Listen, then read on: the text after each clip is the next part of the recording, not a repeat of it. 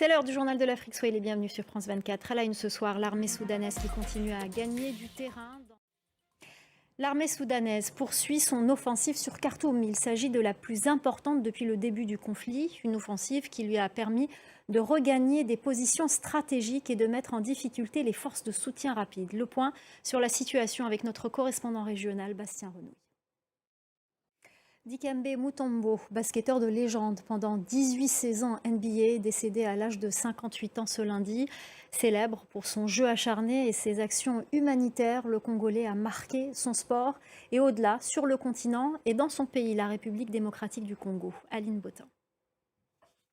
Et on continue de parler de la République démocratique du Congo dans la ville de Kamituga, cité minière du sud Kivu, dans l'est du pays.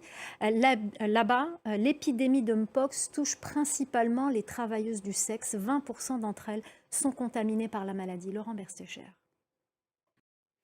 En Côte d'Ivoire, le prix du cacao a été fixé à un niveau record à l'issue des journées nationales du cacao et du chocolat. Pour la campagne de 2024-2025, le kilo de cacao a augmenté de 20%.